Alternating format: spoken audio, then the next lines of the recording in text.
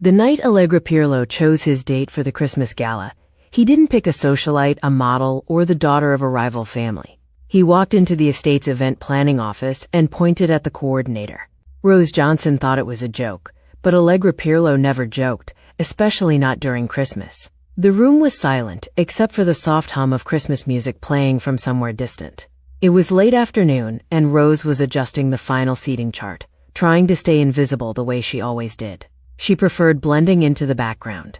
She preferred being forgettable, but tonight forgettable was impossible. Allegra stood in the doorway, still wearing the black suit from a meeting that had ended in blood. His shirt was crisp white, his jaw perfectly groomed, and his eyes were fixed on her with an intensity that made her forget how to breathe. "Miss Johnson," he said, his voice low and absolute. She froze among scattered poinsettias and place cards, unsure if she had heard him correctly. He stepped closer, studying her as if making a decision that could destroy them both. "You're coming with me to the Christmas gala." Before we continue with Rose and Allegra's dangerous Christmas story, if you're already hooked and want to see how this unfolds, hit that like button right now. And here's something special. Drop a comment below telling us where you're watching from.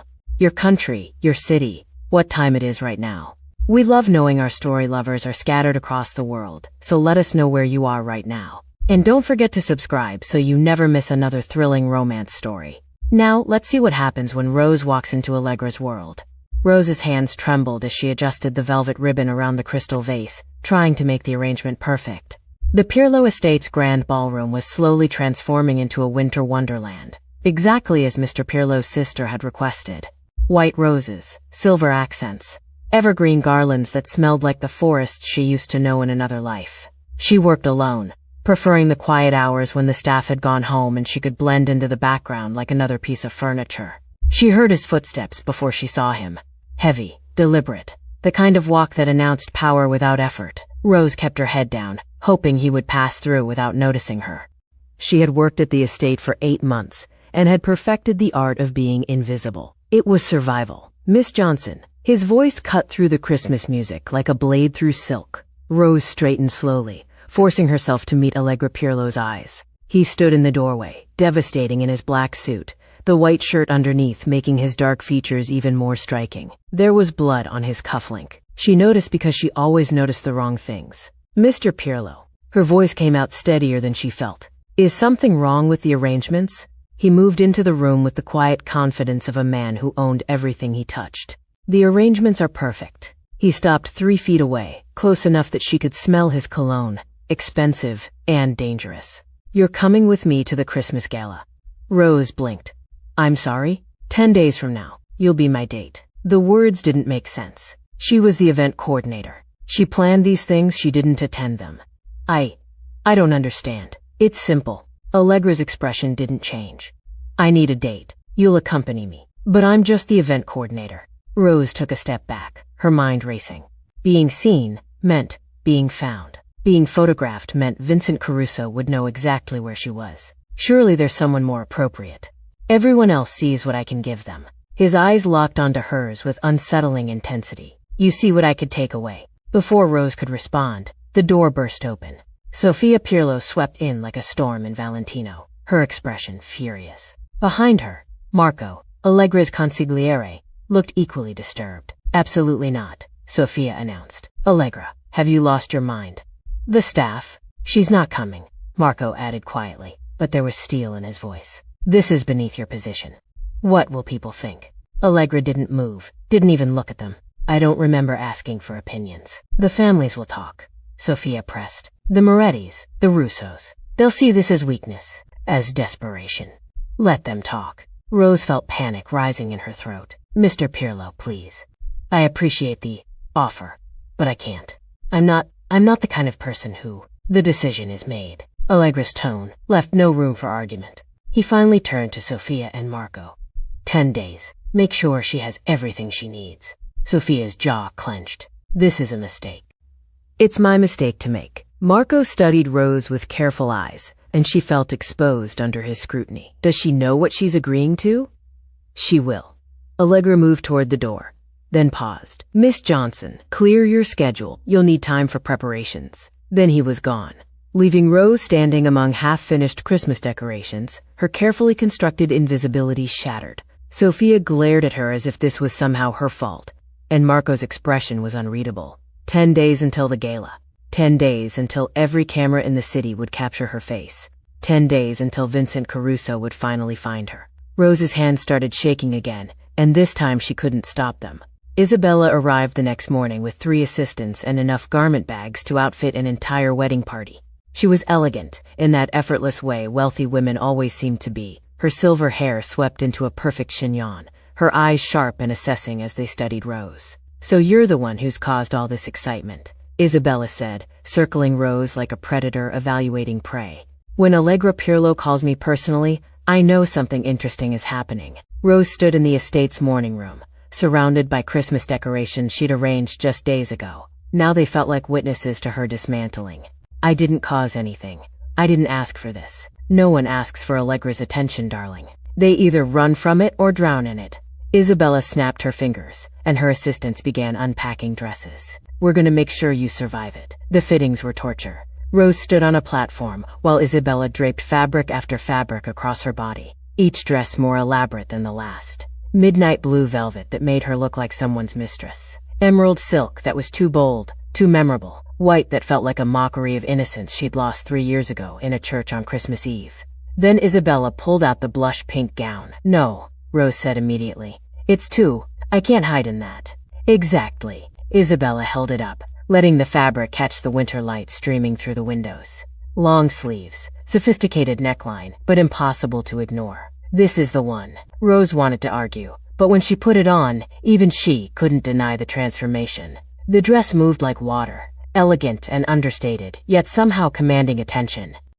It made her look like someone who belonged on Allegra's arm, and that terrified her more than anything. The hair and makeup trial came next. Isabella's team worked with quiet efficiency, transforming Rose's careful plainness into something striking. Dark waves styled to perfection, makeup that emphasized her bone structure and made her eyes impossible to ignore. Red lips that looked like a declaration of war. "He's going to lose his mind," one of the assistants whispered. She was right. Allegra appeared in the doorway without warning, still in shirt sleeves from whatever violence he'd committed that afternoon. He stopped, his expression going completely still as he took in Rose's transformation. The silence stretched so long, Rose forgot how to breathe. "Well?" Isabella prompted, clearly enjoying his reaction. Allegra's jaw tightened. "You'll stop every conversation in that room." It didn't sound like a compliment. It sounded like a threat. The days that followed blurred together. Isabella insisted Rose needed proper jewelry, proper shoes, proper everything. Which meant shopping trips into the city with Allegra, who moved through crowds like Moses parting the Red Sea. People stepped aside instinctively, their survival instincts recognizing danger, even when wrapped in expensive cashmere. Rose noticed everything. The way his hand stayed on her lower back, possessive and protective. How his eyes constantly scanned their surroundings, marking threats. The subtle tension in his jaw whenever men looked at her too long. "You don't have to come with me," Rose said as they left yet another boutique, shopping bags carried by security trailing behind them. Isabella could handle this. "I know." Allegra opened the car door himself, ignoring his driver. "Get in." They drove through streets decorated for Christmas, lights blurring past the windows. Rose felt the space between them charged with something she couldn't name. Awareness. Tension. The dangerous pull of two people who shouldn't want each other but did anyway. "Why me?" Rose finally asked. "You could have anyone." Allegra's hands tightened on the steering wheel. "Because everyone else performs. You just exist. That's rare, in my world." Rose looked out the window, watching her reflection in the glass. 10 days had become 7, then 5, then 3. Each day brought her closer to visibility, to cameras, to the moment Vincent Caruso would see her face and remember what she'd witnessed. Being seen meant being found, and being found meant dying. But Allegra's hand found hers in the darkness, warm and certain, and Rose realized with terrifying clarity that she was already drowning. Snow fell like a benediction as Rose stepped out of the car, her hand trembling in Allegra's. The estate she'd spent weeks transforming looked like something from a dream, every window glowing with warm light, garlands draped across the stone facade, a massive Christmas tree visible through the ballroom's glass doors. This was her work, her vision, but tonight she wasn't the invisible coordinator who'd made it happen. Tonight, she was the scandal, Cameras flashed like lightning as Allegra led her up the steps, his hand firm on her back. Rose heard the whispers before she saw the faces, the shocked gasps rippling through the crowd gathered at the entrance. Is that the event coordinator? He brought staff to the gala? Who does she think she is? Allegra's expression never changed. He moved through the crowd with absolute confidence, his presence demanding respect that people gave instinctively, even as their eyes judged Rose with surgical precision. She felt every stare like a physical touch, invasive and assessing. The ballroom took her breath away. Crystal chandeliers reflected off thousands of ornaments, casting prismatic light across the room. White roses and silver ribbons transformed the space into a winter palace. A orchestra played something classical and beautiful from a raised platform. Everything was perfect, exactly as she'd planned it. Except she wasn't supposed to be here. Not like this. Breathe, Allegra murmured against her ear, his voice low enough that only she could hear. You planned this party. You own this room. But the faces turning toward them said otherwise. Rose recognized some from her weeks of preparation. The Moretti family, dripping in diamonds and disapproval. The Russos, whose patriarch's eyes narrowed as he assessed Allegra's choice. Politicians and socialites, all performing their shock with varying degrees of subtlety. Sophia materialized from the crowd like an avenging angel in blood-red velvet. Brother, Miss Johnson. Her smile was sharp enough to draw blood. How unexpected. Sophia. Allegra's tone held a warning. Rose. My sister, who I believe you've already met. We've met. Sophia's eyes traveled over Rose's blush-pink gown with clinical precision, though under different circumstances.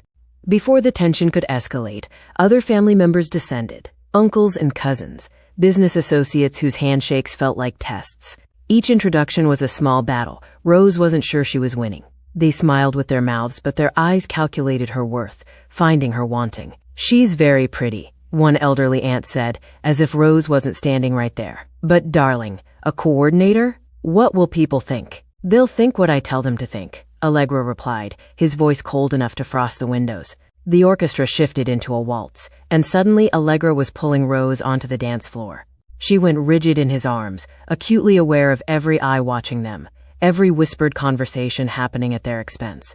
I don't know how to dance like this, Rose whispered, panicked. Then follow me. His hand tightened on her waist, leading her into the music with surprising grace. And stop thinking about them. But thinking about them was survival. Rose had spent 3 years perfecting the art of reading rooms, of knowing when to disappear. This was the opposite of everything she'd learned. This was visibility taken to its most dangerous extreme. Look at me, Allegra commanded softly. Rose lifted her eyes to his, and the ballroom seemed to fade. Up close, she could see the exhaustion hidden behind his confidence, the loneliness buried under all that power. He moved them through the waltz like they'd been dancing together for years, his body warm and solid against hers. I haven't felt this alive in years, he confessed, his voice barely audible over the music. Before you, everything was just strategy. Moves and counter-moves. You make me feel human again. Rose's breath caught. The admission was more dangerous than any weapon he could have given her. It made her want things she couldn't afford to want. Safety. Connection. A future that lasted longer than the time it took Vincent Caruso to find her. The waltz ended, and Allegra didn't let go immediately. They stood in the center of the ballroom, snow visible through the windows, Christmas lights reflecting in his dark eyes. Rose felt something shift inside her, some wall she'd built crumbling. She was beginning to feel safe, and that, more than anything, would get her killed. Rose was accepting champagne from a passing waiter when she saw him. The glass nearly slipped from her fingers, the delicate crystal suddenly impossibly heavy. Marcus stood by the towering Christmas tree, partially obscured by its branches, but she would recognize that face anywhere. The scar through his left eyebrow, the cold, calculating eyes that had watched her run 3 years ago in that church parking lot. Vincent Caruso's enforcer. Here. At Allegra's gala. The room tilted, Rose's vision narrowed to a tunnel, her breath coming in short, painful gasps. Her entire body went rigid, every muscle locking, as pure terror flooded her system. The champagne glass trembled in her hand, the liquid sloshing dangerously close to the rim. Rose. Allegra's voice cut through her panic, sharp and immediate. His hand found her elbow, steadying her. What's wrong? She couldn't speak, couldn't form words. Marcus was scanning the crowd methodically, his gaze moving from face to face with professional efficiency. In seconds, he would see her. In seconds, everything would be over. Rose. Allegra's grip tightened, demanding her attention. Look at me. She turned her head mechanically, her lips barely moving. He's here. He found me. The transformation in Allegra was instantaneous. His expression went from concerned to lethal in the space of a heartbeat. Where? The tree. Dark suit. Scar through his eyebrow. Rose's voice cracked. Vincent Caruso's man. If he's here, then Caruso knows. Marco, Allegra said quietly, and suddenly his consigliere materialized at his side as if summoned by dark magic. The man, by the tree. Dark suit. Scar. Contain him, quietly. Marco's eyes found Marcus, his jaw tightening. Caruso. Move. Now. Allegra took the champagne glass from Rose's trembling hand and set it on a nearby table. Then his arm was around her waist, firm and possessive, guiding her toward the ballroom side exit. Smile. We're just stepping outside for air. Rose tried. God, she tried. But her face felt frozen, her body moving on autopilot as Allegra led her through the crowd with practiced ease. She caught glimpses of confused faces, heard the whispers intensifying. The event coordinator leaving with the host. How scandalous. How inappropriate. They didn't know she was walking to her execution. The winter gardens were decorated with fairy lights and frosted branches, beautiful and surreal. Snow had begun falling harder, covering the stone paths in white. Allegra moved quickly, his body positioned between Rose and the ballroom, shielding her from view. Security materialized from shadows, falling into formation around them without being asked. The car was waiting, engine running, exhaust visible in the cold air. Allegra opened the door himself and practically lifted Rose inside before sliding in beside her. Drive. The private residence. Now. The driver didn't ask questions. Rose watched through tinted windows as the estate disappeared behind them, the Christmas lights blurring through her tears. The city passed in a haze of decorations and holiday cheer that felt like mockery. Families walking together, couples laughing, people who weren't running for their lives. It's over, Rose whispered, her voice breaking. 3 years I stayed hidden, and one night with you destroyed everything. He'll never stop. You don't understand. Vincent Caruso doesn't forget. He doesn't forgive. Then neither will I. Allegra's voice was cold fury wrapped in silk. He reached for her hand, forcing her to look at him. Listen to me. You're not alone anymore. You're not running anymore. You can't fight him. He has connections everywhere. Police, judges, politicians. So do I. Allegra's eyes were black in the darkness, utterly merciless. You think I've survived this long by being weak? By letting threats go unanswered? This is different. This is Vincent Caruso. He kills people who even think about crossing him. Good. Allegra's smile was terrifying in its certainty. Then he'll understand exactly what I'm capable of when he comes for what's mine. The possessiveness in those last words should have frightened Rose. Instead, she felt something shift inside her chest, some desperate hope she'd thought died 3 years ago in a church parking lot. The snow kept falling, covering the city in white, and Rose wondered if Vincent Caruso could see it too. If he was watching, waiting, coming for her with the same inevitable certainty as winter. Allegra's private study was smaller than Rose expected, intimate in a way that felt dangerous. A Christmas tree stood in the corner, white lights casting soft shadows across leather furniture, and walls lined with books that looked actually read. A fire crackled in the stone fireplace, the only sound besides her ragged breathing. Tell me everything, Allegra said, pouring amber liquid into 2 glasses. He handed her one, then settled into the chair across from her. Start at the beginning. Rose's hands wrapped around the glass, seeking warmth she couldn't quite feel. 3 years ago, Christmas Eve. I was Rose Bennett then, working as an administrative assistant for a construction company in Newark. The words felt strange in her mouth, like speaking a foreign language. My boss asked me to drop off documents at a church, St. Michael's. There was a midnight service, but the office area was supposed to be empty. She took a shaky breath, the whiskey burning her throat. I heard voices, shouting. I should have left, but I thought someone needed help. Rose laughed bitterly. I was so stupid. I opened the door and saw Vincent Caruso standing over a man. Thomas Brennan, Caruso's business partner. There was so much blood. Allegra's expression didn't change, but something in his eyes went very still. You witnessed the murder. Thomas was begging, saying he had children, that it was Christmas Eve, and they were waiting for him. Rose's voice cracked. Caruso shot him anyway, twice, like it meant nothing. Then he looked up and saw me standing there. The fire popped, making Rose flinch. I ran, made it to my car somehow, drove straight to the police station.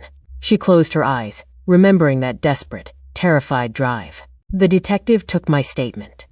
Seemed sympathetic. Told me they'd protect me. 2 hours later, that same detective called and told me to forget what I saw.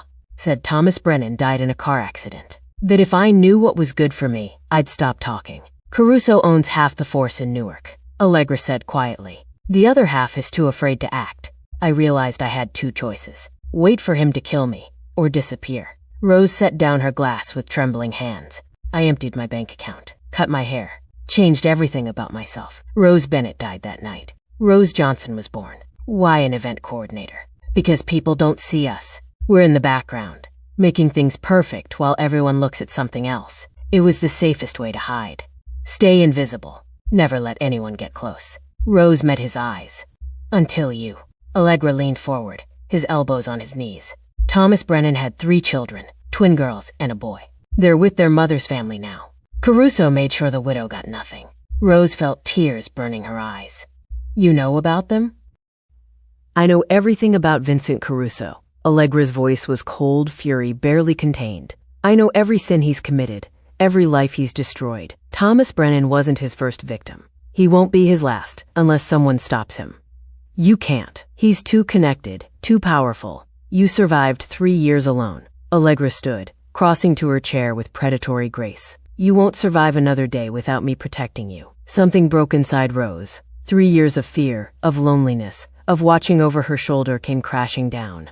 She started crying, great heaving sobs that shook her entire body. The carefully constructed walls she'd built crumbled, leaving her raw and exposed. Allegra pulled her up, his arms wrapping around her with surprising gentleness. He held her while she shattered, one hand cradling her head, the other steady on her back. He didn't tell her to stop, didn't tell her it would be okay. He just held her, solid and certain, letting her break against his strength. You're not alone anymore, Rose, he murmured against her hair. Do you understand? Not anymore. Everyone I get close to suffers, Rose choked out. Thomas Brennan, the detective who tried to help me, he died 3 months later. Car accident, they said. My roommate started getting threatening calls. I destroy everyone around me. Allegra pulled back, just enough to frame her face with his hands, forcing her to meet his eyes. Then Caruso picked the wrong woman to hunt. His thumbs brushed away her tears with unexpected tenderness. Because I don't suffer, Rose. I make others suffer. And Vincent Caruso is about to learn exactly what that means. Rose woke to someone knocking urgently on her door. She'd spent the night in one of the guest suites, unable to sleep, watching snow fall outside her window. Dawn had barely broken, the sky still gray with winter cold. Miss Johnson, one of the security guards, stood in the hallway, his expression grim. There's a package for you. Mr. Pirlo wants you in his office immediately. Her stomach dropped. The box sat on Allegra's desk like a coiled snake. It was beautiful, wrapped in silver paper with an elaborate red bow, the kind of gift that should contain jewelry or expensive perfume. Allegra stood behind his desk, Marco at his side, both men radiating controlled fury. Don't touch it, Allegra said as Rose reached for the card. Marco.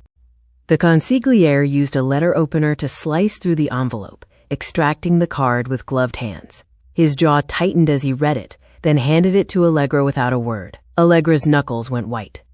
Open the box. Marco cut through the wrapping with clinical precision. Inside was tissue paper, and beneath that, Rose's knees buckled. Allegra caught her before she hit the floor, his arm an iron band around her waist. Crime scene photos. Thomas Brennan's body sprawled across the church office floor, blood pooling beneath him. The timestamp in the corner read December 24th, 3 years ago, 11:47 p.m.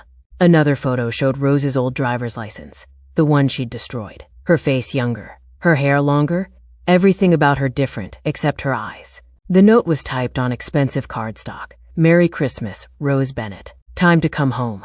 He knows. Rose's voice sounded distant, disconnected from her body. He's always known. He was just waiting. Lock down the estate, Allegra ordered, his voice lethal calm. No one enters or leaves without my direct authorization. Full security sweep. Every guard, every staff member, every delivery in the last month. Find me the leak. Marco was already on his phone, issuing rapid commands. Within minutes, Rose heard the estate transforming into a fortress. Metal shutters descending over windows, additional security flooding the grounds. The cheerful Christmas decorations suddenly looked sinister, hiding places for threats she couldn't see. The staff is panicking, Sophia reported, appearing in the doorway. Her earlier hostility had transformed into something harder, more protective. They're asking questions. Tell them it's a precaution. Holiday security measures. Allegra hadn't let go of Rose, his body positioned between her and the door. And Sophia, make sure everyone knows Miss Johnson is under my personal protection. Anyone who has a problem with that can leave, permanently. Sophia's eyes flickered to Rose, something like respect in her expression. Understood. The day passed in a blur of security briefings and locked doors. Rose felt like a prisoner, albeit one in a gilded cage. Staff who used to ignore her now watched with careful eyes, whispering when they thought she couldn't hear. She was no longer invisible. She was dangerous by association. Evening fell, and Rose found herself wandering the hallways, too restless to stay confined. She heard voices coming from Allegra's study, his and Marco's, speaking in low, urgent tones. She makes me want to be more than what I've become, Allegra was saying. Before her, this was just an empire to maintain, power to protect. Now I know what you want, Marco interrupted. But protecting her means war. During Christmas, Caruso won't back down. He'll see this as a challenge to his authority. Then we give him a war he won't survive. Rose's breath caught. Through the partially open door, she could see Allegra standing by the window, his profile severe against the darkness outside. She's worth that to you? Marco asked quietly. Everything you've built? Your family's safety? She's worth more. Allegra's voice was absolute. Find the traitor, Marco. Someone told Caruso exactly where to send that package.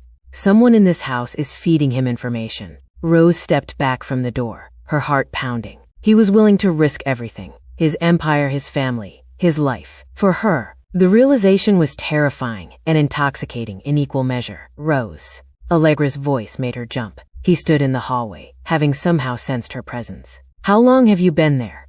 Long enough. She met his eyes. You can't go to war with Vincent Caruso. Not for me. That's not your decision. He closed the distance between them, his presence overwhelming in the narrow hallway. You're staying in my private quarters tonight. No arguments.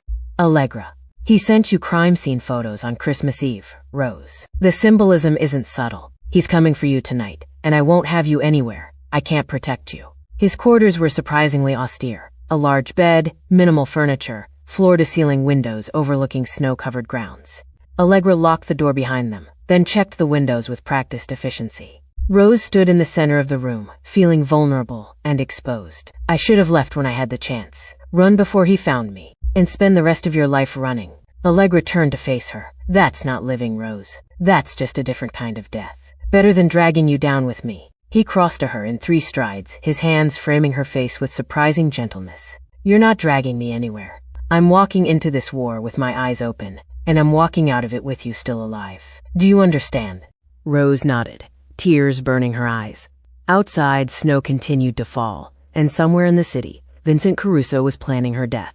But here, in this moment, wrapped in Allegra's certainty, Rose let herself believe in the impossible. She let herself believe in tomorrow. If you're feeling the tension between Rose and Allegra, if your heart is racing wondering whether she'll survive Vincent Caruso's hunt, show this story some love by hitting that like button. Share this with someone who loves dark romance with a Christmas twist. Trust me, they'll thank you later. And make sure you're subscribed, because this story is about to get even more intense. Now, back to Rose and Allegra. The Christmas market sprawled across 3 city blocks, transformed into a winter village of wooden stalls selling handmade ornaments, roasted chestnuts, and mulled wine. Families wandered through falling snow, children laughing, carolers singing near a towering tree. It was the last place Rose expected to meet a man who wanted her dead. This is insane, Rose said from the back of the SUV, watching the crowds through tinted windows.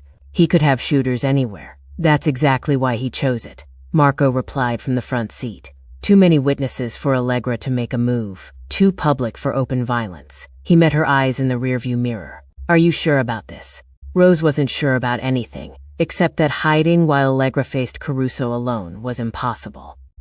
I'm coming. He's going to be furious. Let him be. They arrived separately, as planned. Allegra and Marco approached from the north entrance, Rose from the south, with 2 of Allegra's most trusted guards flanking her. The crowd was thick with holiday shoppers, their arms full of packages, their faces bright with seasonal joy. Rose felt like a ghost, walking among the living. The nativity scene stood in the market center, life-sized figures of Mary, Joseph, and the infant Christ, surrounded by sheep and wise men. The symbolism was grotesque. Vincent Caruso stood beside it like a serpent in Eden, his expensive coat dusted with snow, his smile cold enough to freeze blood. Rose Bennett. His voice carried across the space between them, making her guards tense. The little witness survived longer than I expected. Allegra appeared at Rose's side so quickly she didn't see him move. His presence was volcanic, barely contained rage wrapped in perfect control. Caruso. Allegra Pirlo, playing hero now? Caruso's eyes were dead, predatory. How touching, how unexpected from the man who once ordered a hit on Christmas Day. State your business. My business is simple. Caruso gestured to Rose without looking at her, as if she were merchandise being negotiated. Miss Bennett witnessed something unfortunate 3 years ago. An accident, really. Tragic circumstances. She's been confused about what she saw. I wasn't confused. Rose's voice came out stronger than she felt. I watched you murder Thomas Brennan in cold blood. Caruso's smile widened. Such certainty. But memories are fragile things, especially when prompted by fear and stress. I'm offering you a chance to correct your mistake, Miss Bennett. Testify that you were mistaken about what you saw that night. Do this, and you walk away. Continue this delusion, and you disappear. She's not testifying to anything, Allegra said, his voice deadly quiet. Then we have a problem. Caruso pulled an envelope from his coat pocket, holding it up like a taunt. You see, Allegra, while you've been playing knight in shining armor, I've been collecting insurance. Photos of your offshore accounts, recordings of your business meetings, documentation of every illegal transaction you've made in the last 5 years. Enough evidence to bring federal investigators crawling all over your empire. Marco's jaw tightened, but he said nothing. So here's my offer, Caruso continued, his tone conversational despite the threat. Choose your empire, or the girl. Hand her over, and this evidence disappears. Keep protecting her, and watch everything burn. Your family's legacy, your sister's future, everything your father built. All ashes by New Year's. Rose felt sick. This was exactly what she'd feared. Allegra losing everything because of her. Because he'd been foolish enough to see her as something worth protecting. She's not a bargaining chip, Allegra said, his voice cutting through the market noise with absolute authority. Caruso's smile turned vicious. Then you're both dead by Christmas morning. I have men positioned throughout this market. More at your estate, at your sister's apartment, at every property you own. You can't protect her everywhere, Allegra. And the moment you falter, I'll be there. Carolers began singing Silent Night nearby, their voices innocent and pure against the darkness unfolding beside the nativity scene. Children squealed with laughter. A couple kissed under mistletoe. The world continued spinning while roses crumbled. I've survived worse men than you, Allegra said, stepping forward until he was inches from Caruso. Men with more power, more connections, more reason to want me dead. They're all in the ground now. Where do you think you'll end up? For the first time, something flickered in Caruso's dead eyes. Uncertainty. Fear. This ends tonight, Allegra continued. One way or another. Make your move, Vincent. I'll be waiting. He turned, his hand finding Rose's elbow, guiding her back through the crowd. Marco and the guards formed a protective circle as they moved toward the vehicles, but Rose felt exposed, vulnerable, waiting for the gunshot that would end everything. It didn't come. He'll make his move tonight, Marco said, once they were in the SUV, speeding away from the market. He's too arrogant to back down now. Rose stared at her hands, trembling in her lap. I've destroyed your Christmas, your life, everything. Allegra's hand covered hers, warm and certain. You gave me a reason to fight for something beyond power. That's not destruction, Rose. That's salvation. Outside, Christmas lights blurred past the windows, and Rose wondered if she'd live long enough to see Christmas morning. Christmas Eve settled over the estate like held breath. The decorations Rose had arranged weeks ago, the garlands, the lights, the carefully placed poinsettias, now felt like set dressing for an execution. She stood at the window of Allegra's study, watching security move across the grounds like shadows against snow. 3 vehicles approaching from the east. Marco's voice crackled through the radio. Caruso's men. They're not hiding. Allegra stood behind his desk, utterly calm, a loaded gun within easy reach. Let them come to the gates. No further. Rose turned from the window. I need to be part of this. Whatever you're planning, I need to be there. Absolutely not. He's coming for me, Allegra. I won't hide while you fight my battle. This stopped being just your battle, the moment I decided you were worth protecting. Allegra moved around the desk, his presence commanding even in the face of imminent violence. I have something Caruso doesn't expect. He pressed a button on his laptop, and surveillance footage filled the screen. Rose recognized it immediately. Street, Michael's Church, Christmas Eve, 3 years ago. The timestamp read 11:43 p.m. The angle was from a security camera she'd never known existed, positioned above the office door. The footage showed everything. Thomas Brennan, pleading for his life, mentioning his children, begging Caruso to remember it was Christmas Eve. Caruso's cold execution, 2 shots, at close range. And then Rose, frozen in the doorway, her face clear and terrified before she turned and ran. You've had this the entire time? Rose whispered. Since 2 days after you told me your story. I had investigators pull every piece of footage from that church, every witness statement, every police report Caruso thought he'd buried. Allegra's smile was predatory. He made a mistake leaving you alive. An even bigger mistake coming after you now. Marco appeared in the doorway. Caruso's requesting a meeting. Says he'll come alone. Wants neutral ground. Tell him St. Michael's Church. 1 hour. Allegra's eyes never left Rose's face. Where this started is where it ends. I'm coming with you. Rose. No. She stepped forward, her fear transforming into something harder, sharper. I've spent 3 years running from that night. I won't run anymore. I need to face him. I need to take back what he stole from me. The church loomed against the night sky, like a Gothic nightmare, its stone facade covered in Christmas decorations that looked sinister in the darkness. Snow fell steadily, muffling sound, creating an eerie silence broken only by their footsteps on the church steps. Inside, candles flickered near the altar, casting dancing shadows across empty pews. The church was decorated for Christmas morning service. Red poinsettias, white ribbons, a nativity scene near the pulpit. Vincent Caruso stood in the center aisle, his men positioned throughout the sanctuary like dark angels. How poetic, Caruso said, his voice echoing off stone walls, returning to the scene of the crime. Though I'm surprised you brought her, Allegra. I thought you were smarter than that. Leave the city tonight, Allegra replied, his voice cutting through the space with absolute authority. Take your men, liquidate your assets, and disappear. Do this, and the footage I have stays private. What footage? Allegra held up a tablet, pressing play. Even from across the church, Rose could see Caruso's expression change as he watched himself murder Thomas Brennan. The audio was crystal clear. The victim's pleas, the gunshots, everything. You're bluffing, Caruso said, but his voice had lost its confidence. That footage would implicate you too, your connections to me, your own illegal operations. I've already decided she's worth it. Allegra's tone was absolute. I'll burn my own empire to the ground before I let you touch her again. Caruso's rage transformed his face into something inhuman. You'll destroy yourself trying to protect a witness? A nobody coordinator who stumbled into the wrong place? I'm not nobody. Rose's voice rang out before she could stop herself. She walked forward, her legs trembling but her voice steady. You took everything from me that night. My identity, my safety, 3 years of my life spent looking over my shoulder. But I survived, Vincent. I survived, and now I'm taking my life back. Caruso's laugh was cruel. Brave words, but you're still the terrified girl I saw running from that church. He pulled out his phone, pressing play on a voicemail. Rose's voice from 3 years ago filled the church. Young, desperate, crying as she left a message for the detective who'd betrayed her. Please, you have to help me. He'll kill me if he finds me. I saw everything. Please. The sound of her own terror should have broken her. Instead, Rose felt something settle into place. That girl was gone. She'd died in that parking lot 3 years ago, and someone stronger had taken her place. That's not who I am anymore, Rose said quietly. It doesn't matter who you think you are. Caruso stepped forward. You're dead. Both of you. I have connections you can't imagine.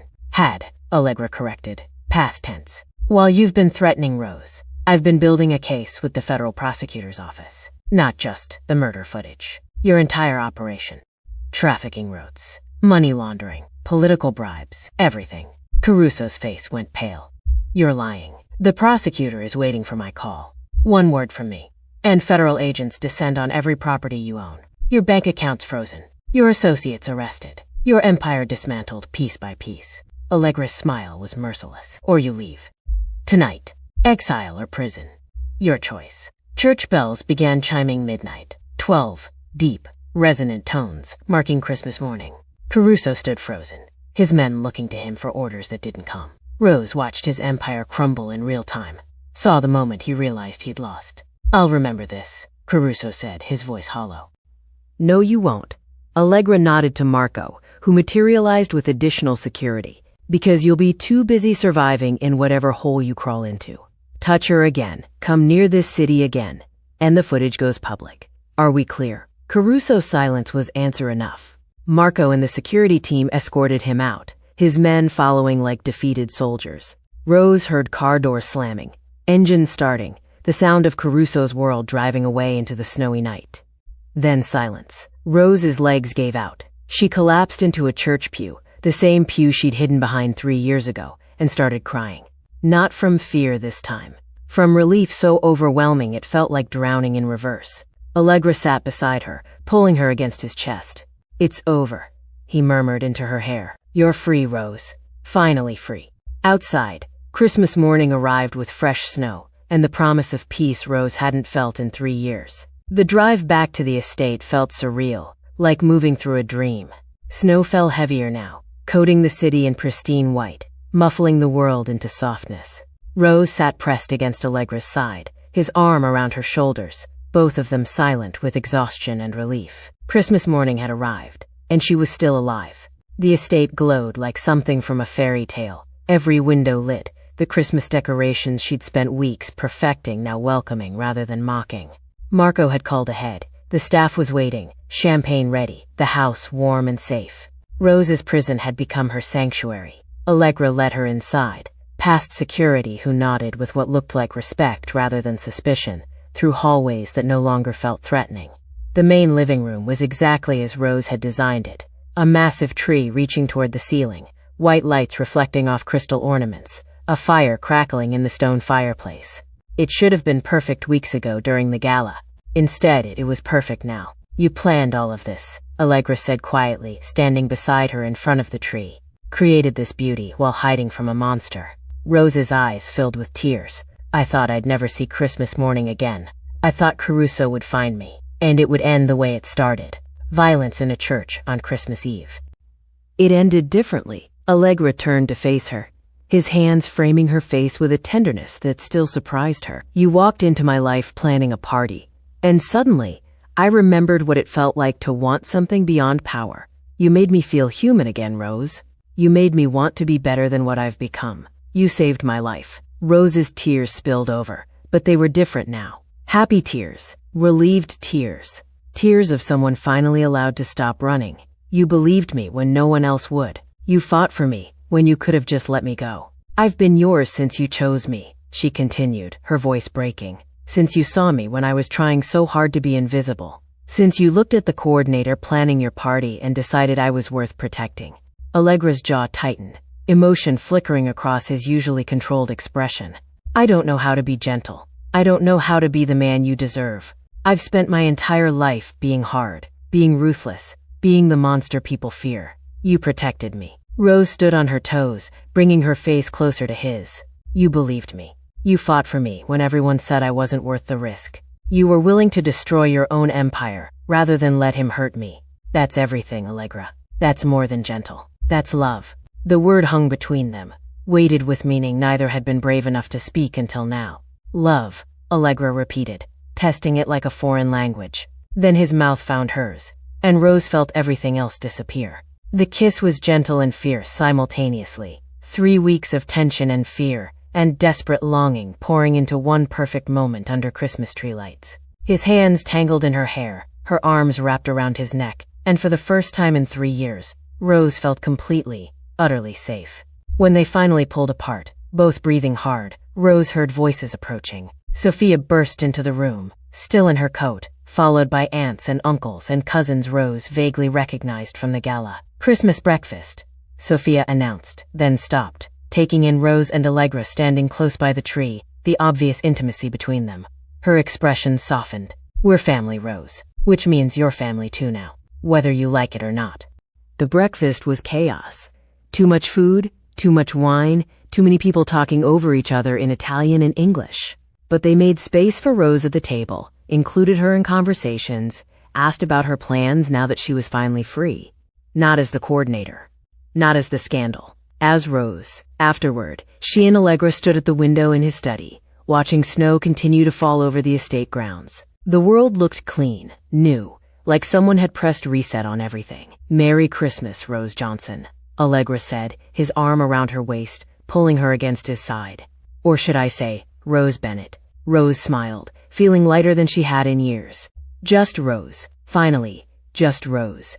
My Rose. He pressed a kiss to her temple, the gesture unexpectedly tender from a man capable of such violence. Forever. They stood silhouetted against the window, Christmas tree lights glowing behind them, snow falling like a blessing from a sky that had finally decided to show mercy.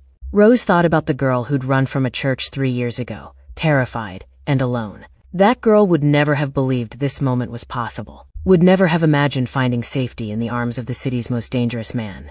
But maybe that was the real Christmas miracle.